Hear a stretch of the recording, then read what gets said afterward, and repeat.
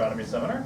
It's a great privilege to welcome Professor Keith Horne, who is visiting, I guess, from abroad, from a soon possibly to be new country. Like it's always been a country, but may strip off. We're hoping that Texas does not follow Scotland's lead. Well, that's a whole other story. We can talk about that over drinks or something later on. Anyway, he's visiting for the Quasar conference at Austin, and I'm really pleased that it worked out that he could come over here and give us a seminar on what he's been working about on echo mapping black hole accretion flows. So, without further ado, Thank you very much, and thanks for coming today. Yeah, I'm going to speak about echo mapping, which is using light echoes, light travel time, to resolve the structure of gas flows into black holes in the centers of galaxies. And I work with a whole lot of people. These are the main people I've collaborated with, but there's a huge team behind this in order to gather the data.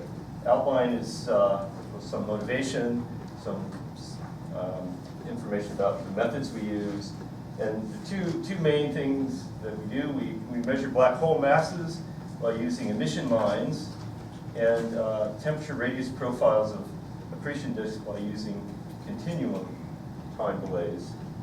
And I'm attempting to calibrate distances to quasars for cosmology, which I'll talk about at the end. So first, just some motivation. Well, black holes are cool, so you don't need any extra motivation for that. But they're also important. They're present in every large galaxy, including the Milky Way. And it's a challenge to figure out how to measure the masses of these black holes, particularly the distant ones. There are interesting correlations between the black hole masses we measure and the properties of the stars in the bulge of a galaxy, which have gotten people interested in galaxy formation, interested in black hole masses. The galaxies and the black holes seem to co-evolve in some way that isn't yet very well understood.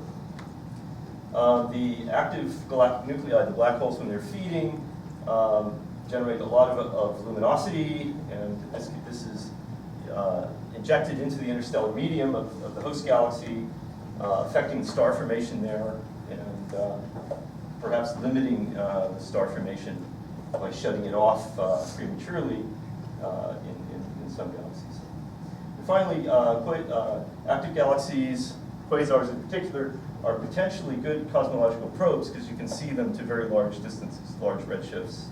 But so far, they're not yet very good standard candles, and I'll talk about a method that may allow us to turn them into useful standard candles.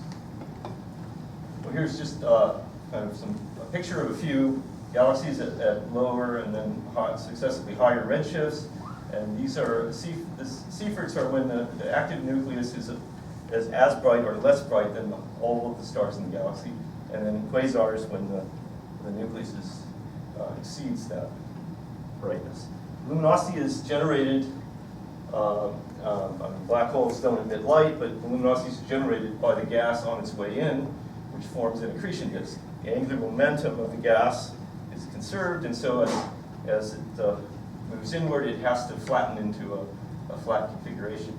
And you can determine the structure of this disk approximately by just equating the gravitational energy that's released as material flows in at a certain rate, m dot, with the radiation that would be emitted from inside that radius, just assuming a black body formula, sigma t to the fourth times the area of the region. And then if you rearrange that, you find a formula for the structure of an accretion disk. The temperature decreases with radius like r to the -3/4, and scales like the product m dot to the +1/4. And this is a relationship that we'll be testing. Or if you do the calculation more accurately, you get this formula, which scales in the same way, but the factors are a little different. What is Rn? Rn is the inner radius of the disk, wherever that happens to be. And R? R is the distance from the center out to the place where you're measuring the temperature. Okay, yeah, thanks. So here's a kind of cartoon of our current view of the inner region. So we have the black hole with its accretion disk, but there's material further out that has a complicated structure. There's a fairly large, dusty region called the torus, And you can have jets coming out from the black hole, not present in all the objects, but in some. And then we see in the spectrum a broad and narrow emission lines. The broad lines are thought to come from some distribution of clouds inside here, and the narrow lines somewhat further out. The scale of this is indicated over here, so the disk is, the black hole itself is maybe a few light hours, relativistic region. The disk is a few light days out. The broad emission line region is typically a few light weeks out, and the torus a few light months. And so the torus there's a mechanism for dust providing opacity to launch clouds out of the disk to form this broadline region. And outside a certain radius, the dust can survive, and you get a dusty wind blowing out, which forms this toroidal structure. This is one of the models for the formation of this larger scale structure. Quasars were very abundant around redshift 2 to 3. This is look-back time. So in the early part of the history of the universe, there was a much higher density of quasars than there is today. And so the black holes that were accreting at this time must still be around today. And in fact, when we look in the cores of galaxies, we find that almost every large galaxy has got a very massive black hole in the core, including our own. So these are found by looking at the motion of stars and gas nearby to the center of the galaxy. So for our own Milky Way, we can actually see individual stars and track their orbits around the black hole. Some of them come quite close in. Each of these is the position of one of the stars at different times. And I think the mass there is maybe 3 × 10⁶ solar masses, a relatively small one. And if you look at other galaxies, like this is M87, you can sometimes see gas flows. And this is velocity on this axis and position on one side or the other side of the nucleus on that axis. And with the 0.1 arcsecond resolution of the HST, you can see the region where the black hole is dominating potential well and the velocities get large. And you can see a sort of Keplerian pattern here that you can use to measure the mass. So for nearby galaxies, we can use stars and gas and resolve that directly to measure the mass of the black hole. But this only works if you can resolve that region where the black hole is dominating the motion of the gas or the stars. And for more distant ones, out beyond this line here in the distance versus mass plane, you can't really determine the masses of black holes in quiescent galaxies. But for the active galaxies, the ones where the black hole is accreting, we can get distances. So these are the masses that we've accumulated by studying, by using echo mapping techniques on active galactic nuclei. So how does this work? Well, when you look at the spectrum of the active nucleus, you see a continuum, and you see broad and narrow emission lines. And these are photoionized by X-rays and ultraviolet, far ultraviolet radiation coming from this region very close to the black hole, shining out and illuminating material in the broad line region and the narrow line region that we saw in the previous slides. So the continuum varies. This is a high and low state. This is a 13-year monitoring of this particular object, NGC 5548. You can see the continuum variations in time are very similar to what you see in the variations of the emission lines in time. So the continuum is a surrogate for the ionizing radiation that's varying. And you see the emission line variations that are driven by that. But there's a little time delay due to the light travel time between the center, where the ionizing radiation is produced, and the region further out where the emission lines are sighted. So you can measure the size of that emission line region by just measuring the time delay between a pair of light curves like that. Here's one that's particularly clear, where you have a nice bump in the continuum light curve, and then a similar bump with a 14-day delay in the emission line light curve. So this delay here arises just from the light travel time and lets you measure the size of the region. And then to get the mass, you just combine your measurement of the time delay with a measurement of the width of that emission line, and then use a virial formula to calculate the mass of the black hole. Essentially, Kepler's law, your line width squared times the radius that you get from the time delay. Radius is just the speed of light times the time delay divided by g, and then multiplied by a fudge factor. And the fudge factor we get by intercomparing the black hole masses, the correlations of black hole masses with the stellar bulge properties. And it turns out to be about 5 if this velocity width is the RMS width of the line, or about 1 if it's the full width half max.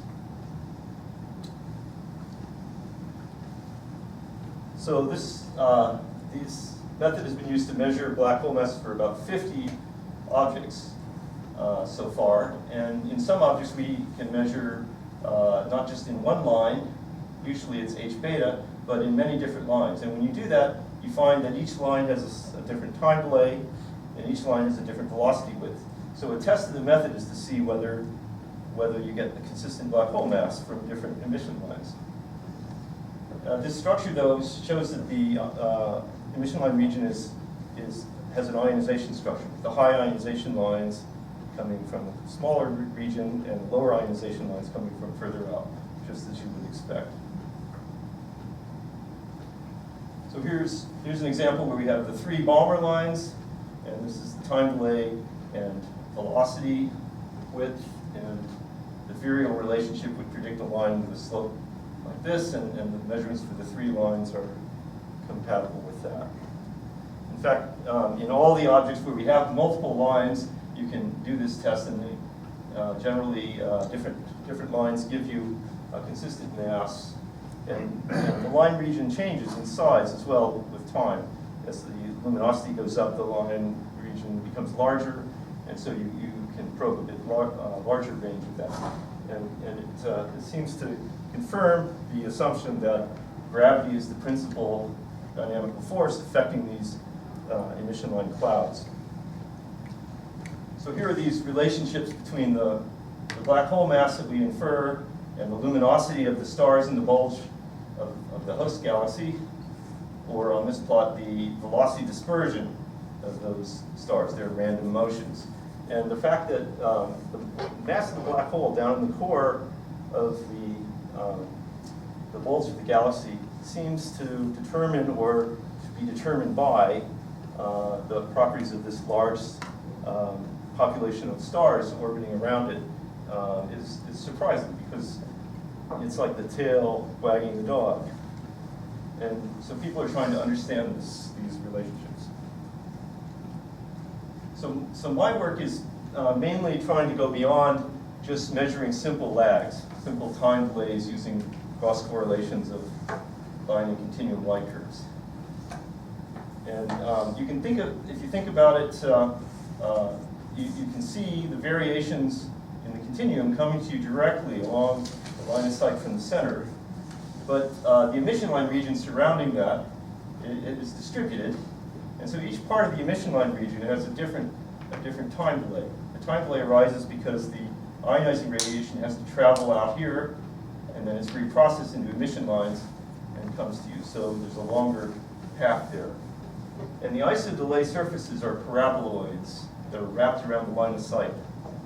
So if we can measure the distribution of the responses that we see at different time delays rather than just an average time delay, we're essentially measuring how much gas there is between each of these paraboloid surfaces.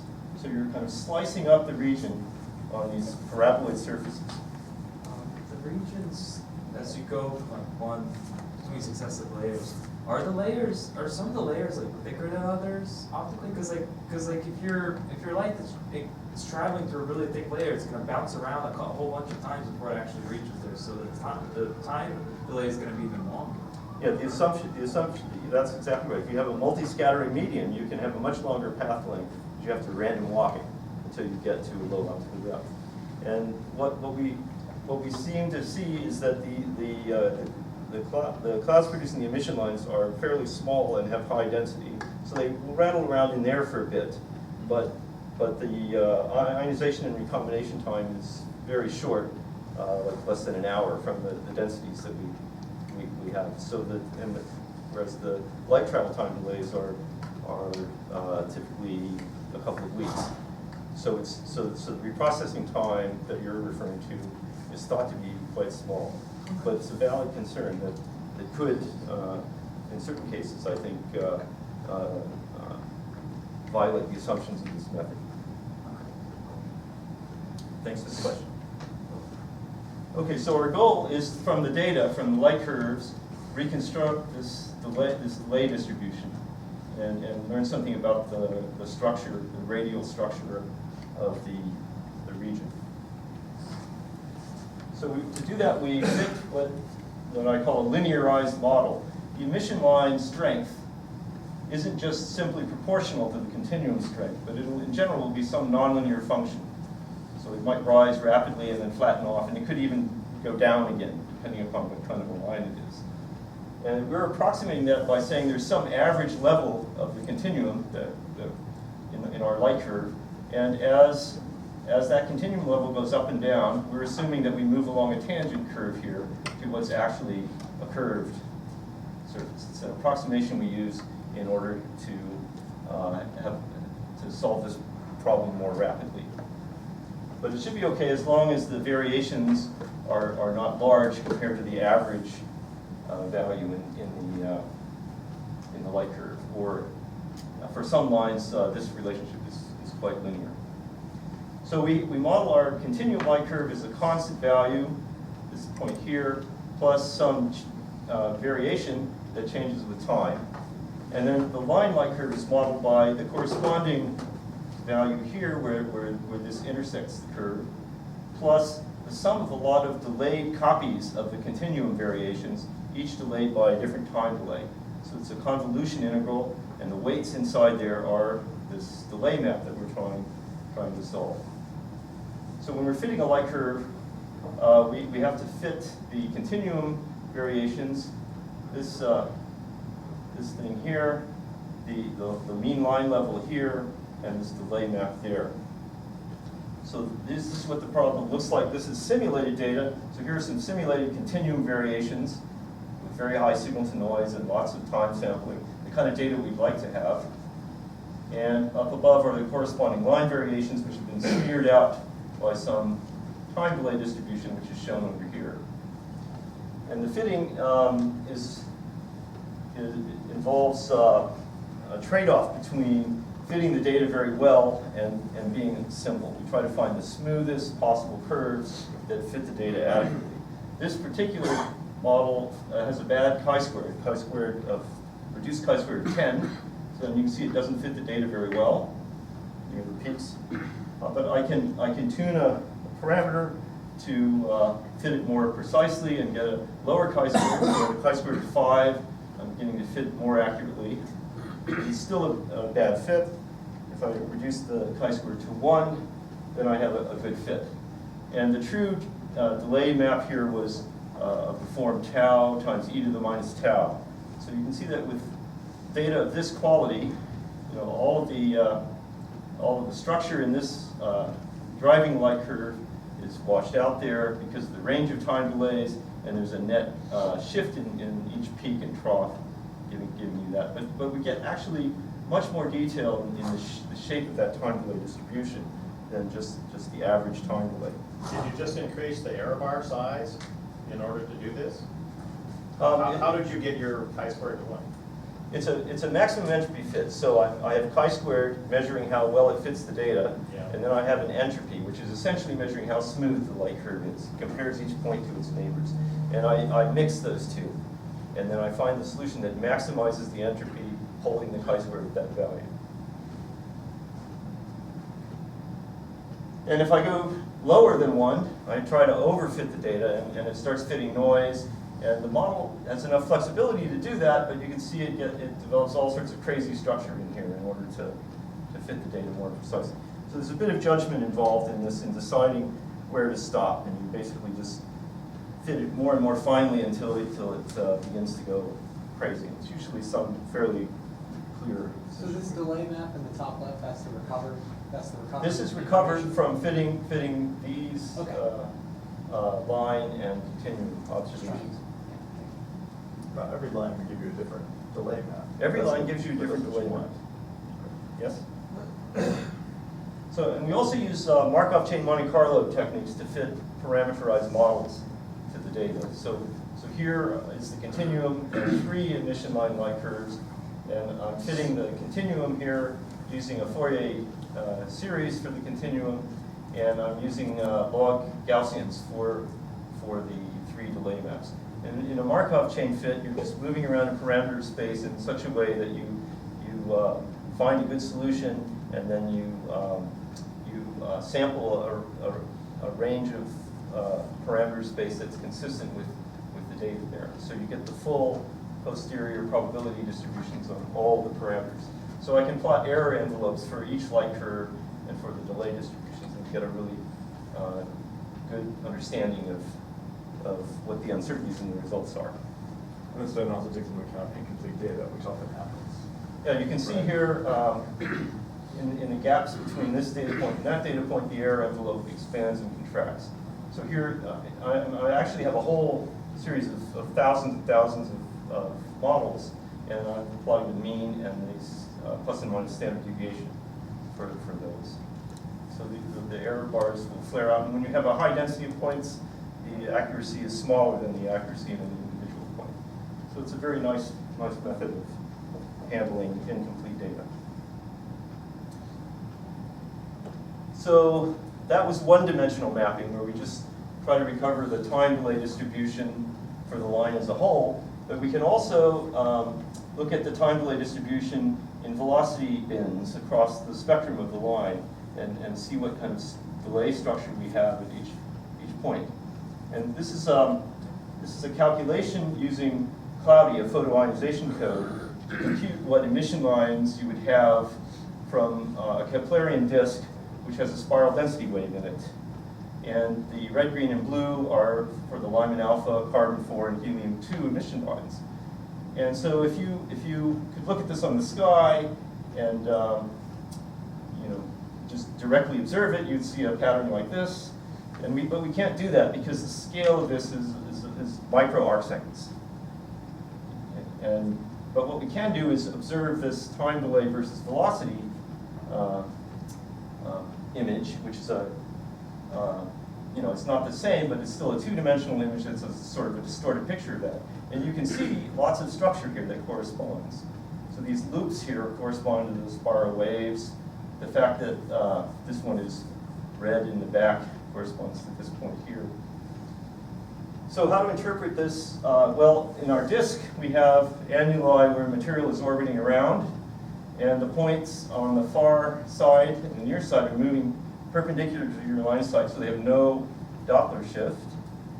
So that corresponds to this point here from the nearby edge of the disk, and the far side of the disk has larger time delay, is the point up here. Over here I have the maximum Doppler shift and the average of the 2 time delays, so on these 2 points. So every annulus in the disk corresponds to an ellipse in the velocity delay plane, and the smaller annuli where the material is orbiting more rapidly, you get a larger range of velocities and a smaller range of time delays. And so putting it all together, you get a sort of an envelope here which reflects the Keplerian velocity field of the disk, so from that envelope you can determine what the mass of the black hole is. But you're also getting this detailed information. Each point of this velocity delay plane corresponds to a different position on the accretion disk, and so you can, in principle, get much more information. So this is the goal, to try to reconstruct maps like this with several different emission lines to really see the detailed structure of the flow. So this is a data set from the Lick 3-meter telescope where we observed for, I think, about 60 epochs And so you're fitting now, with the same code, you're fitting many, many different velocity channels or wavelength channels simultaneously. And this picture just shows the time delay distribution in each of those wavelength channels. And you can see the signals that come up for each of the emission lines. Projecting it this way, you see the velocity profile of those lines. This is now just the variable component. And projecting it horizontally, you get the time delay distribution for those lines that we were recovering before. So if I then cut out from this reconstructed picture regions around each of those lines, you can see the velocity distribution and time delay distribution for the 3 Balmer lines, helium-2, a higher ionization line, and 2 helium-1 lines. And I can make a color picture from that. So on the left, I have red, green, and blue for the 3 Balmer lines, and on the right, H-beta, helium-1, and helium-2. So this is a 2-dimensional picture of the accretion flow with the colors kept telling you the strength of each of those emission lines. You can see the virial envelope here, small velocity range at large time delays, larger velocity range at small time delays, meaning that there's larger velocities close to the black hole.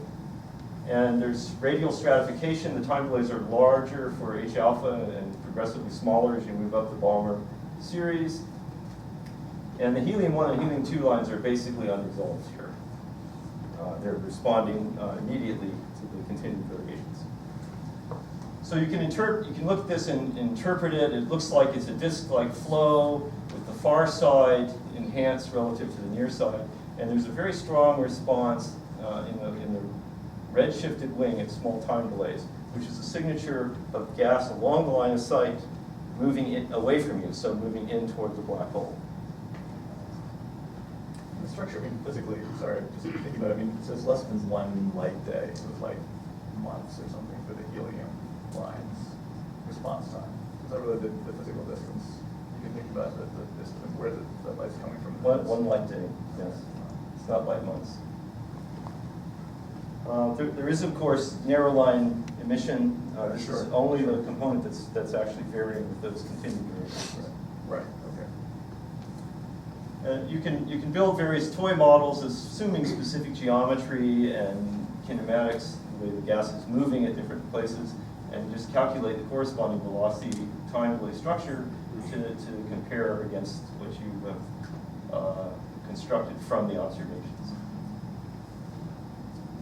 So this has been done for a few objects. ARC 151 was the best case, and these are some kind of, I don't trust these quite as much, but you're seeing a variety of different structures here.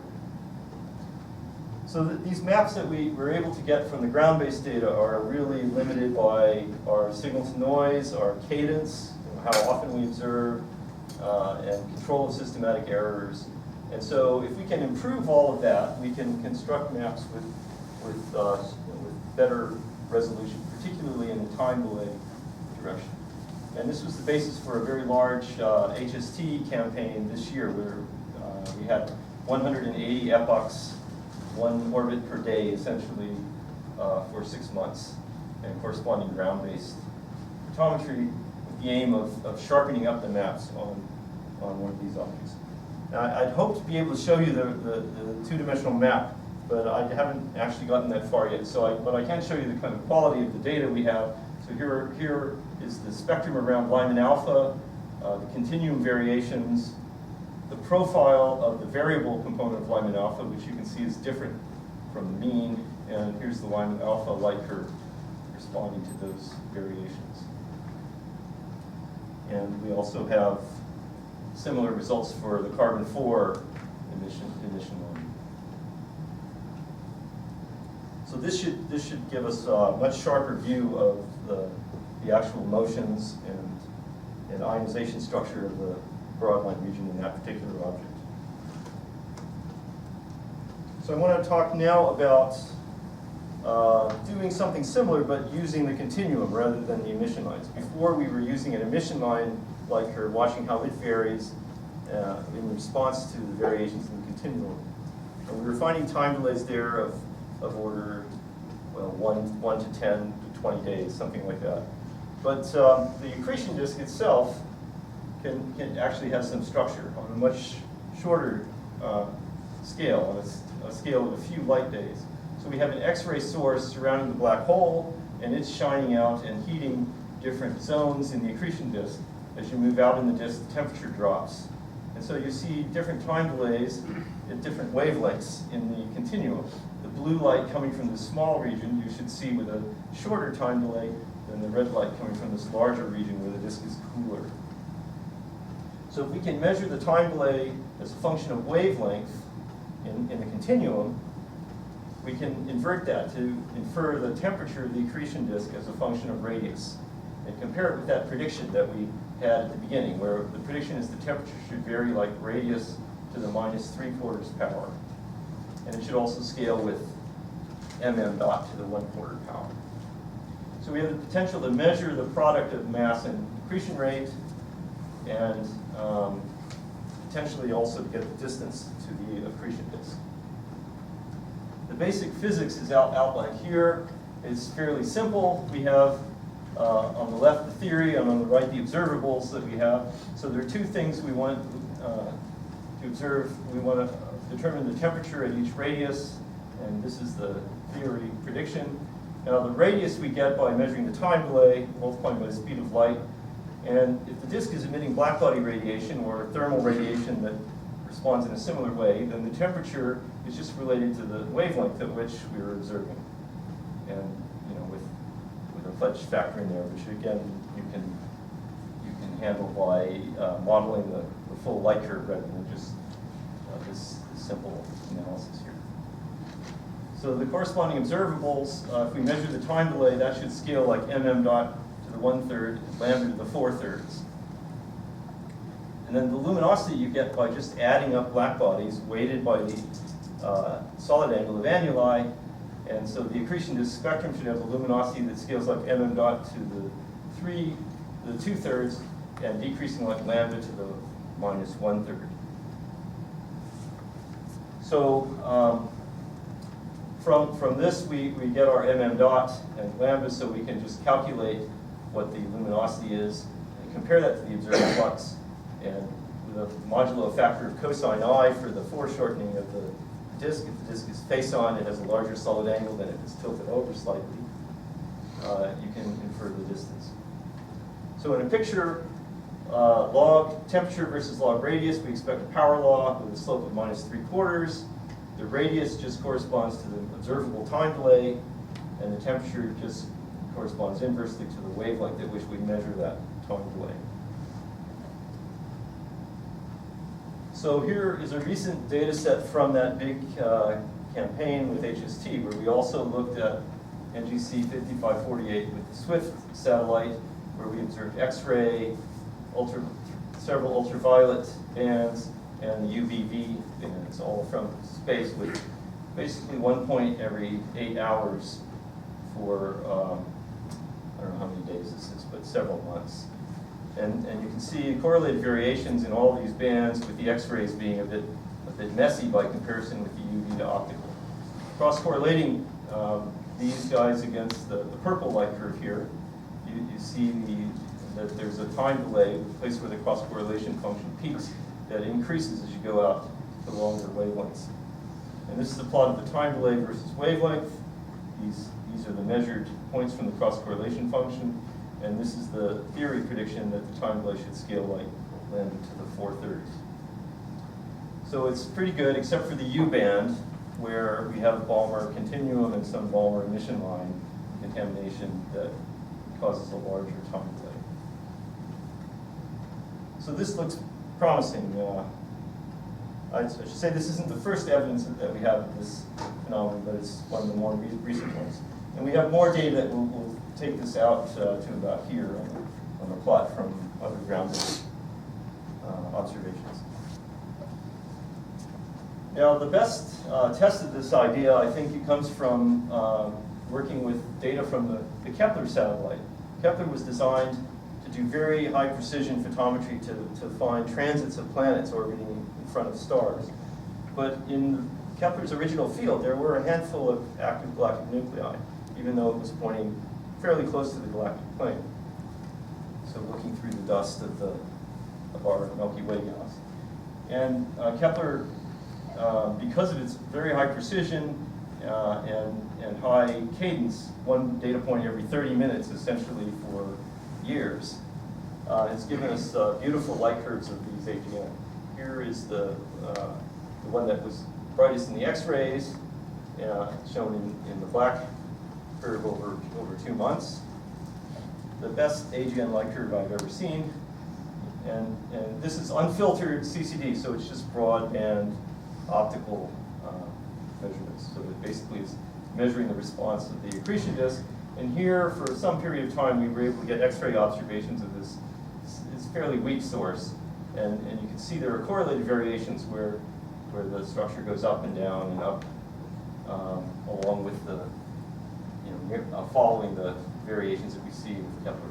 But there are rapid variations in the X-rays that don't appear in the Kepler light curve. They're blurred out in time. You can interpret them as being blurred out in time and washed out. So if you have a steady state accretion disk, and for simplicity, this is just showing the face-on case, you have the time delay distribution for different wavelengths that looks something like this. So the shape of each of these bumps would be the result of smearing out an X-ray light curve by a delay distribution that's approximately like this black curve down here. So that's the model that we fitted to these observations. And here's the fit. So this is one of these Markov chain Monte Carlo fits. So I have threaded a light curve through the X-ray data points and then convolved that with the theoretical delay distribution for my accretion disk, and the resulting delayed and smeared light curve is fitted to the Kepler data up here.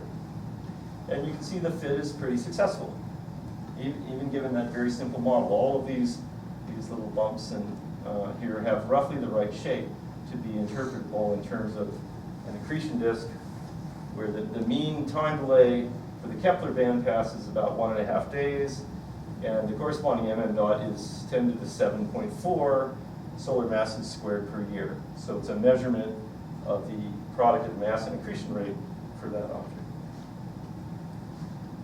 And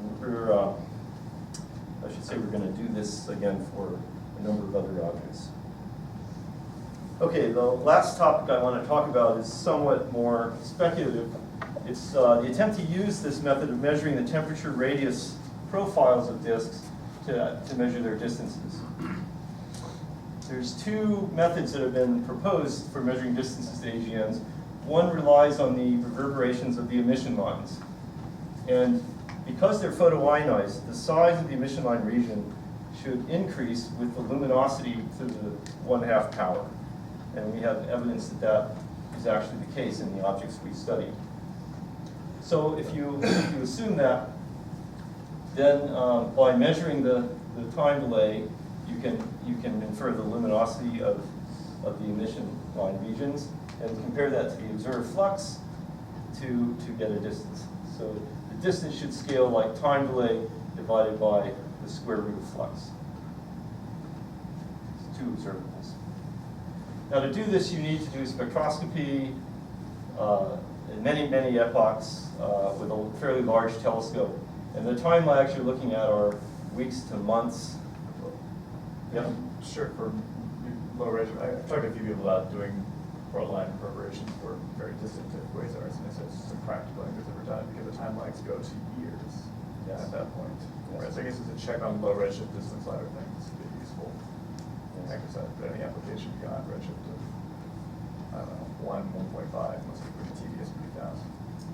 Yes, I'll speak a little bit at the end about experiment we're using SDSS to measure 800 quasars in parallel. Okay. We'll go out to redshift 3. But yes, you're right. This method requires a long observing campaign with a big telescope and a lot of patience, because the time delays are stretched by a factor of 1 plus Z when you're looking at large redshift. The other method uses these disk reverberations, and this is, I think, easier observationally. You're looking in the continuum, So you can use broadband photometry rather than a spectrograph, and you can use a smaller telescope as a result. And the time lags are short, they're a few days. And they don't actually scale with redshift in the same way. You do have the time dilation factor, but because you're observing at a certain observed wavelength, that corresponds to a shorter wavelength in the emitted frame where the time delays are less, and the two effects approximately cancel. So in fact, the time delays are only marginally larger at high redshift. Okay, and so you have a similar formula for the distance. It'll scale like the time delay, the square root of the cosine of inclination divided by lambda times your observed flux. Now this cosine of inclination is a worry, but because of that fat torus, we know we're looking at objects not edge on, but closer to face on. And so the opening angle is thought to be about 60 degrees. And if you average square root of cosine I over random orientation, it turns out to have a dispersion of about 8%. So that's, it's going to be a random error that, unless we can calibrate that out. Anyway, we have two potential independent methods for getting distances to AGNs. I think the disk reverberations are simpler. And so the challenge is to see if we can get useful enough distances to extend the distances that we have from the type 1 supernovae out to higher redshifts. So the assumptions are pretty simple. Light travel time is related to the radius here. We're assuming the disk is flat, which is probably not too bad an assumption, given that we have the theory of disks, but we'll probably need some modification. And more importantly, we're assuming blackbody emission for each part of the disk. So the intensity is just the blackbody that is tied to the local temperature. And then our accretion disk theory gives us the temperature profile. So here's what we observe. The time delay scales in this way with dot and redshift. The flux we observe, this is just adding up the black bodies weighted by their solid angle. And so you can put these together to compute the distance as a function of your time delay and your observed flux. Now you get an estimate of the distance at every wavelength where you measure the time delay, so you have an internal consistency check there on this method. Okay, so far we've tried this mainly with light curves that were already in the literature. There are 13 Seyfert galaxies that have been monitored and had enough time sampling to get time delays as a function of wavelength. Here are the cross correlations for these. These are the band passes that are used. And you can see the time delay here is increasing as you go downward in this sequence. Sorry, blue light is at the bottom and red at the top. So the time delay increases as you go up in the sequence. Now we have a problem in that with Seyfert galaxies in that there's a lot of light from the host galaxy contaminating your spectrum. So the spectrum that you measure is always redder than the accretion disk spectrum. But we found that by looking at the variations and making a plot of the flux at one wavelength versus the flux at another wavelength, you can actually measure the ratio of fluxes at those two wavelengths for the variable component of the light, which should just be the accretion disk. So the slope of these lines is telling us the spectrum of the accretion disk at each of those wavelengths. But there's a second problem in that we're looking through dust. We have dust which makes the light fainter and redder, both in our host galaxy, which we can correct out easily, but also in the Seyfert galaxy. So in every case, when we try to observe, say here's just a plot of the observed minimum and maximum brightness at different wavelengths, the difference should give you the accretion disk spectrum. It's always red, so we have to de-redden it by some amount to get the spectrum of the accretion disk.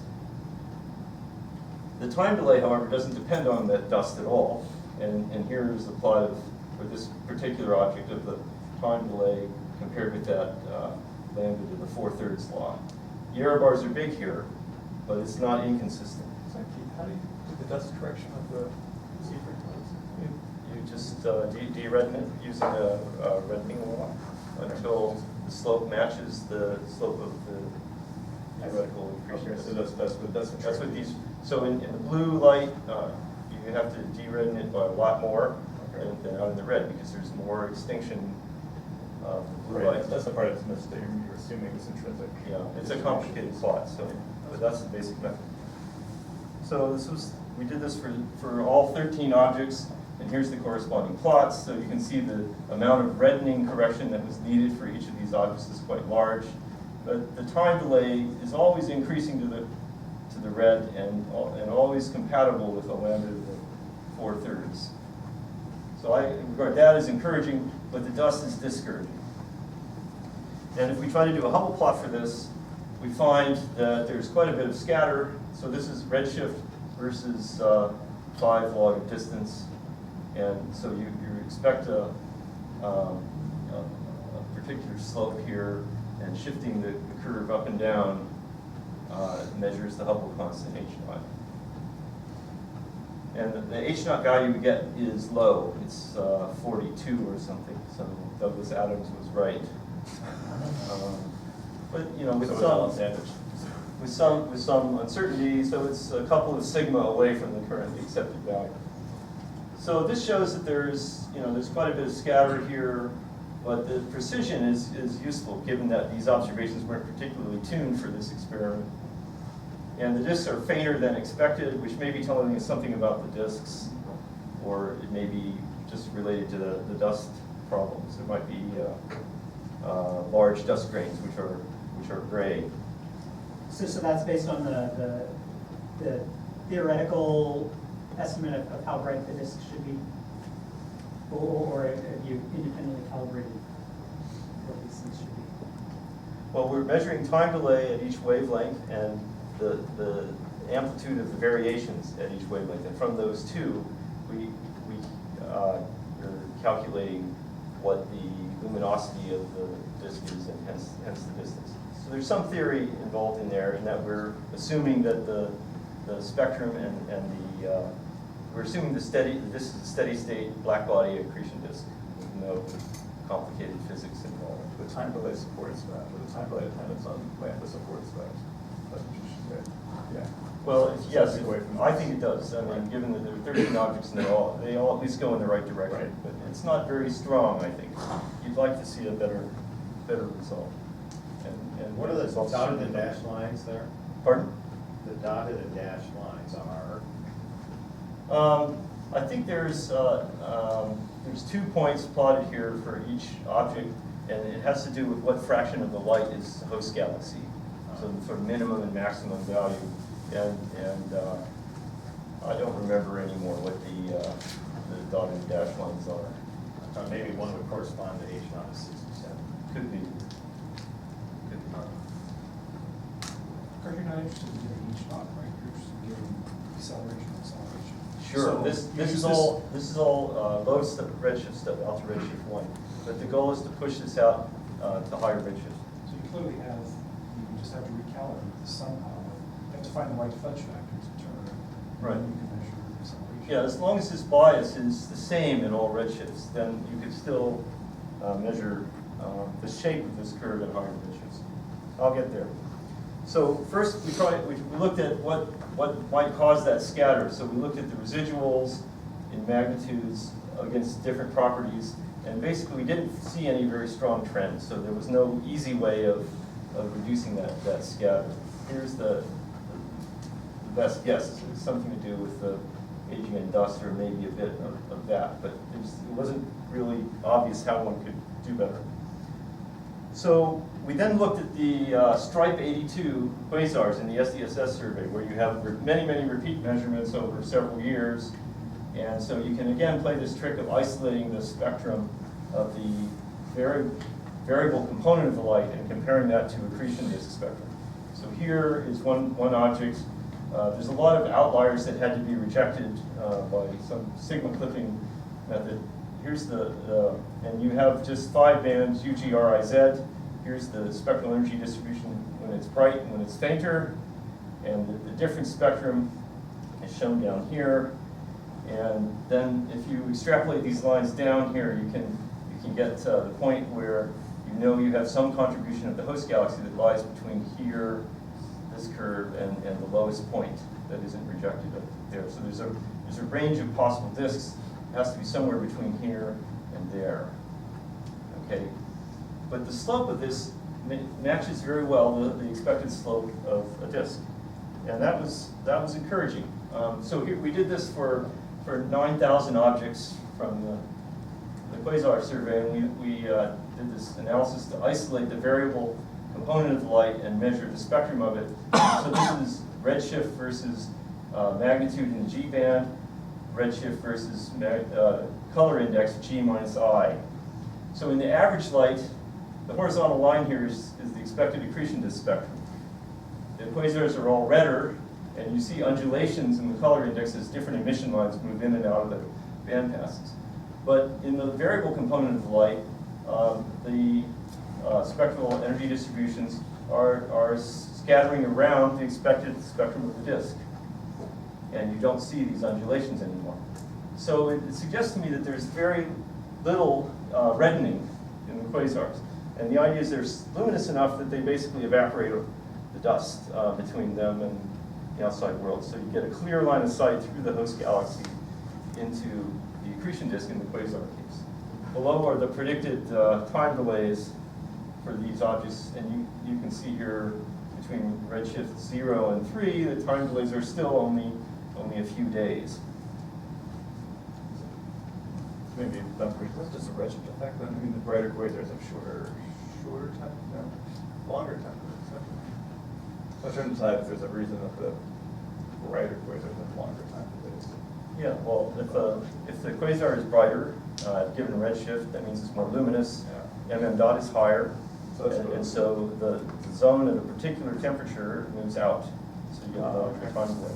Okay. It's that effect. So it is a physical effect in the disk. Something about it. There's a what? It is a physical effect in the disk. Yeah, yeah. So this is mainly just to estimate what sort of time delays you need to be able to measure. But we have this lovely opportunity with Kepler. Kepler, his gyroscopes failed, and so he can no longer point accurately. It kind of wobbles around a little bit. But they found that if they looked in the ecliptic plane, they could use the gyroscopes that are left to keep it pointing well enough to do reasonable photometry, sort of 1/10 of a millimag instead of a micromag. And this is still going to deliver beautiful light curves. So we're targeting all of the AGN in each of the 75-day campaigns that Kepler is doing around the ecliptic plane, picking out their AGNs. And this is a prediction for field 1, the sample that they have. Goes out to redshift 0.8 or so. The objects are around 18th magnitude, and the time delays are reasonable. So we're monitoring these with the Las Cumbres Observatory 1-meter robotic telescopes to try to measure light curves at UG, RIZ to compare with those really high signal-to-noise light curves that we're going to get from Kepler.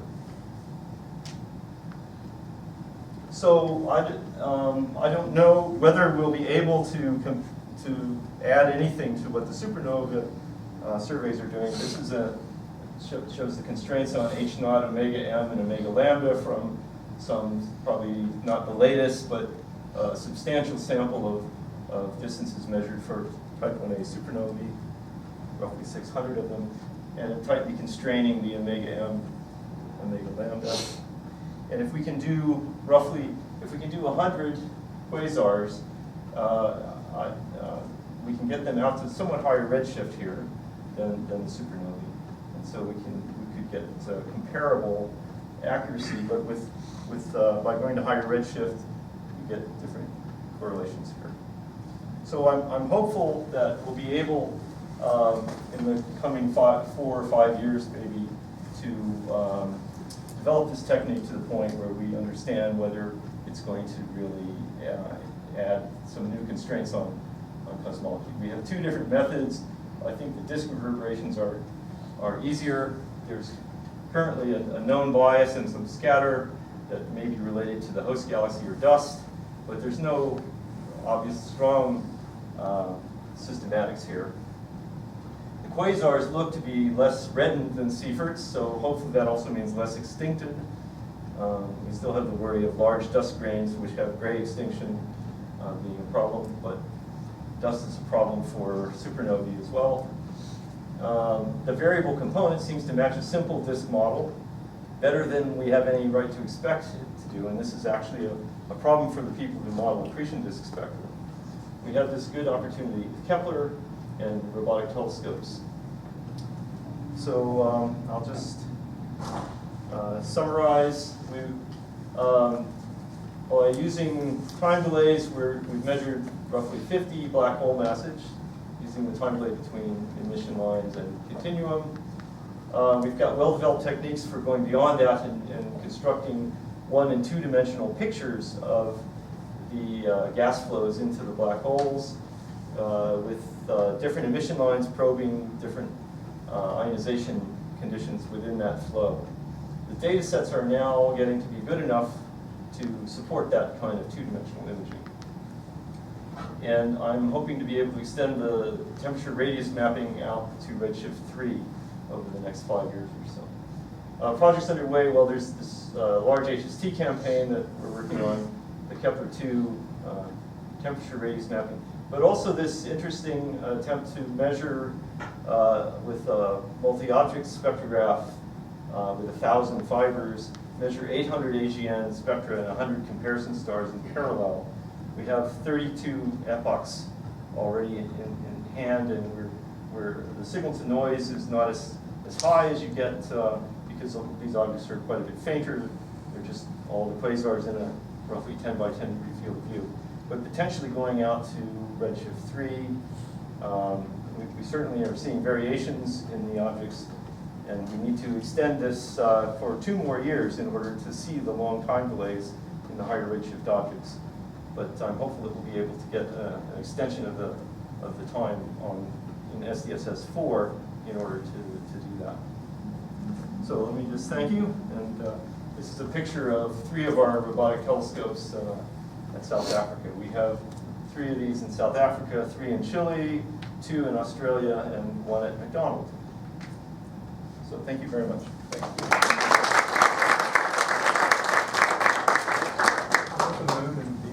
That's the moon and Venus, and this is a view of an edge-on view of the Milky Way rising over the Karoo. No. This is the sunset. That's a sombrero galaxy. All right.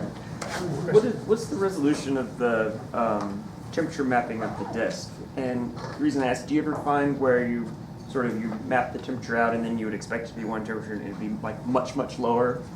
Like might indicate there's a gap or even higher? That's a good question.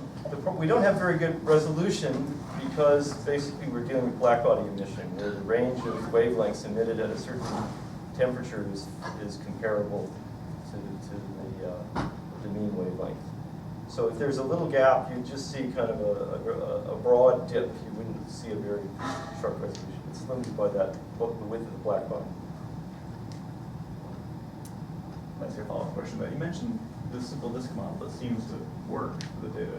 Is confounding theories, is that? Yes, because if you try to calculate what the spectrum of a disk looks like, it's sort of like a stellar atmosphere with a few changes. There's strong shear, and the gravity increases upward, and it may be irradiated. And if you try to use similar codes to model atmosphere codes to do this, you find that there should be strong edges, like at the Lyman limit and the Balmer edge. And these features are not seen in the spectrum. I mean, there are relativistic effects that blur things out a bit, but not enough to hide them. So people are scratching their heads and trying to figure out, well, why is it that a simple black body works as well as it doesn't? Right. Why doesn't it look more like a O-star or superposition of O-star spectra or something? Well, it wouldn't be quite as sharp as the O-stars. Right. Good questions. Thank you. Okay, now we're right on time. Before we go, we did schedule graduate student